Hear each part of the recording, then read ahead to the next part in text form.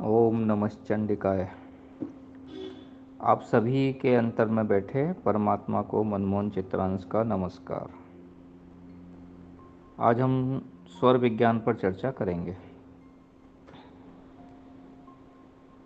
यह परमात्मा का दिया हुआ अद्भुत वरदान है, बस इसे हमको जानना है।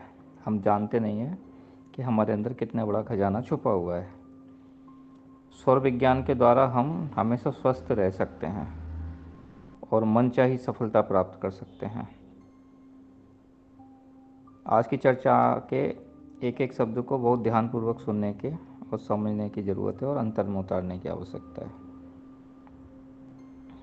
यह बहुत महत्वपूर्ण चर्चा रहेगी। अभी चर्चा में हम आपको कुछ संकेत ही देते हैं, क्योंकि बहुत गहराई से और कुछ गुप्त बातें होती हैं, वो बताना संभव नहीं होता। हर विधा के लिए अभ्यास के द्वारा प्रैक्टिकल अनुभव आवश्यक होते हैं, है ना।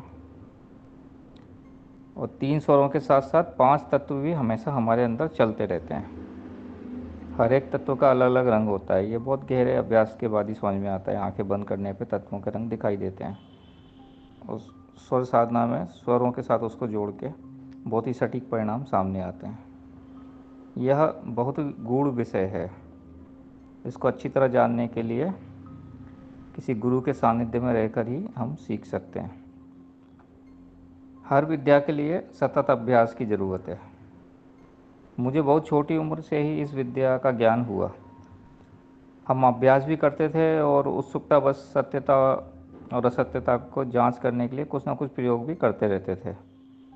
मेरे पिताजी सर्वप्रथम मेरे इस ज्ञान से बहुत आश्चर्यचकित हुए। उस समय हस्तरेखा के साथ साथ इस ज्ञान को हम प्रयोग करने की कोशिश करते थे, क्योंकि हम हमेशा एक निश्चित परिणाम पर पहुंचना चाहते हैं। आप देखोगे कि हर समय हमारी श्वास अलग अलग नासिका छिद्रों से चलती है, और आप एक नाक का क्षेत्र को थोड़ा हल्का सा दबा के देखो बंद करके, तो आपको पता लगेगा कि एक नासिका छिद्र से बहुत अच्छी तरह स्मूथली सांस जा रही है, और एक से थोड़ी रुक रुक के या बिल्कुल बंद हो जाती है। तो जिस नासिका छिद्र से सांस स्मूथली चलती रहती है, हम उसको उसी स्वर का नाम लेते हैं। जैसे दाहिने से अगर चल रही है तो हम कहते हैं दाहिना स्वर चल रहा है। अगर बाएं स्वर से स्मूथली चल रही है तो हम कहते हैं बायां स्वर चल रहा है। तो बाएं स्वर को इड़ा नाड़ी और दाहिने स्वर को पिंगला नाड़ी कहते हैं। इसको चंद्र नाड़ी और सूर्य नाड़ी भी कहते हैं। इसके विषय में हमने बात की थी। बाएं नथुने का चलना बायां या चंद्र स्वर, और दाएं नथुने का चलना दाया स्वर या सूर्य स्वर, है ना। जब दोनों एक साथ चलते हैं तो उसको सम स्थिति को संधि स्वर कहते हैं या सुषुम्ना नाड़ी। कई बार आप देखना, वैसे भी जब सूर्य स्वर चलता है उसके बाद जब चंद्र स्वर चलने लगता है तो उससे पहले दोनों स्वर थोड़ी देर के लिए एक साथ चलते हैं। इसी तरह जब भी स्वर बदलते हैं तो एक साथ चलते हैं, और कभी कभी दोनों स्वर लगातार एक साथ चलते हैं, लगातार लंबे समय के लिए भी, तो समझो कि सुषुम्ना नाड़ी चल रही है। तो इन सब के अपने अपने गुण और भेद हैं। कल हमने जो सूर्य भेदी प्राणायाम और चंद्र भेदी प्राणायाम का जिक्र किया था, वो भी इन्हीं दाएं और बाएं स्वर से संबंधित हैं। क्रमशः अभ्यास से हम इसे अच्छी तरह से अनुभव कर सकते हैं ना। आप जान सकते हो कि कब कौन सा स्वर चल रहा है। इड़ा नाड़ी बाई नासिका से जुड़ी हुई है, वो शीतलता और शांति का प्रतीक मानी जाती है। पिंगला नाड़ी दाई नासिका से संबंधित है, वो गर्मी और ऊर्जावान शक्ति का प्रतिनिधित्व करती है। सुषुम्ना ये केंद्रीय नाड़ी होती है और आध्यात्मिक जागरण और संतुलन के लिए अत्यंत महत्वपूर्ण मानी जाती है। जब सुषुम्ना चल रही हो तो हमारे आध्यात्मिक कुछ भी नाम जाप ध्यान के परिणाम बहुत कई गुना ज़्यादा बढ़ के हमको मिलते हैं। कल जो अमृत जी का प्रश्न था, तो एकाग्र होकर पूर्ण लीन होने के लिए रोज़ अनुलोम विलोम का अभ्यास हमें करना चाहिए और साक्षी भाव में रहना चाहिए, जो हमने पहले बताया था, जिसका ज्योति जी भी जिक्र कर रही थी। स्वस्थ रहने के लिए और हर तरह की उन्नति के लिए एकाग्रता बहुत आवश्यक है। एकाग्रता की क्षमता के 2 घटक हैं। इसके मायने इच्छा के स्तर पर संलिप्तता और निर्लिप्तता दोनों होते हैं। अगर कोई व्यक्ति दूसरी क्षमता को विकसित किए बिना पहली क्षमता को विकसित कर लेता है तो वो अधूरी होती है और वो बहुत बड़ा नुकसान की तरफ ले जाती है। अब इसको ऐसे समझो कि हमें स्विच ऑफ करना या स्विच ऑन करना आना चाहिए। कहाँ कनेक्ट होना है और कहाँ डिस्कनेक्ट होना है, कब कनेक्ट होना है, कब डिस्कनेक्ट होना है। इसी को हम संलिप्तता और निर्लिप्तता कह सकते हैं। अगर ये हमारे हाथ में नहीं है तो हम गलत दिशा में चले जाते हैं। तो प्रतिदिन प्रातःकाल सूर्योदय के समय से ढाई ढाई घड़ी के हिसाब से एक एक नासिका से श्वास चलता है। किस दिन किस नासिका से श्वास चलेगा, इसका एक निर्दिष्ट नियम है जो हमारी कहावतों में, संस्कृत के श्लोकों में बताया गया है। शुक्ल पक्ष की प्रथमा, द्वितीया, तृतीया और सप्तमी, अष्टमी, नवमी, त्रयोदशी, चतुर्दशी तथा पूर्णिमा, इन विधियों में सूर्योदय के समय इड़ा नाड़ी और चंद्र के समय चंद्रस्वर जो है वो जो बाकी की जो जैसे चतुर्थी, पंचमी, षष्ठी, दशमी, एकादशी और द्वादशी को इस काल में सूर्य स्वर चलना प्राकृतिक, शुभ और स्वास्थ्यकारी माना जाता है। सौर विज्ञान का दैनिक जीवन में विभिन्न कार्यों के लिए शुभ समय निर्धारित करने में व्यापक उपयोग होता है।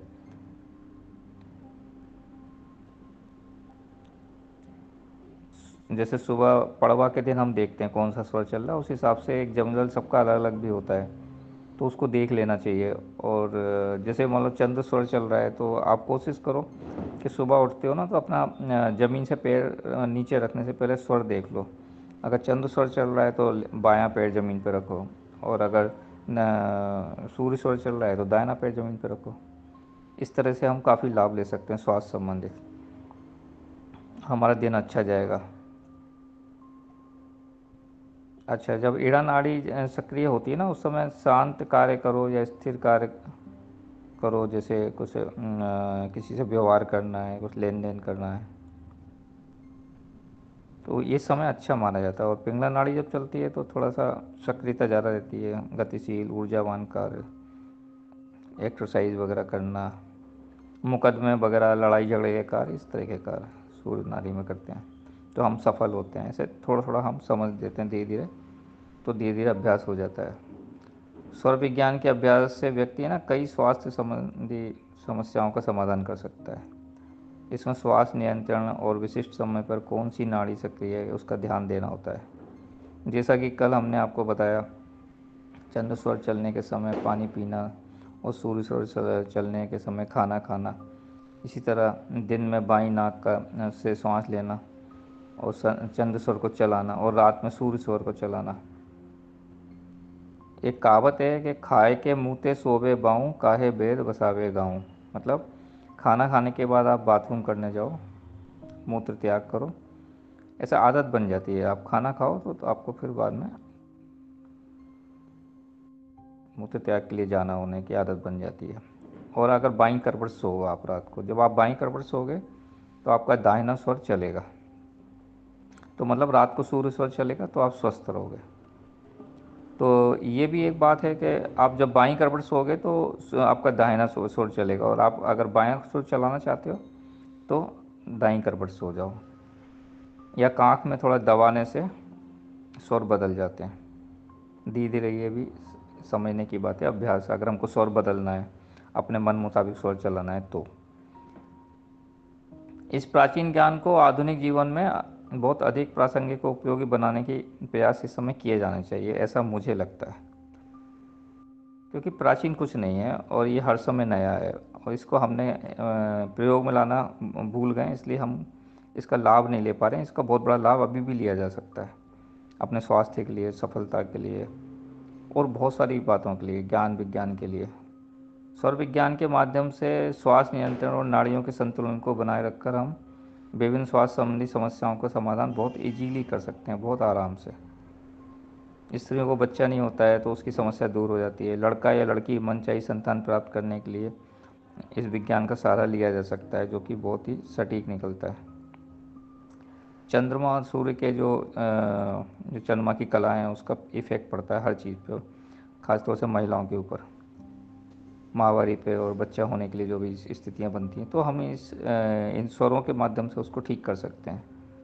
इससे मानसिक और शारीरिक स्वास्थ्य में सुधार होता है। सही समय पर सही निर्णय लेने में स्वर विज्ञान बहुत सहायक हो सकता है, जो व्यक्तिगत और व्यावसायिक जीवन में सफलता की बहुत बड़ी कुंजी है। अगर आप सही निर्णय लोगे सही समय पे तो आप सफल होगे।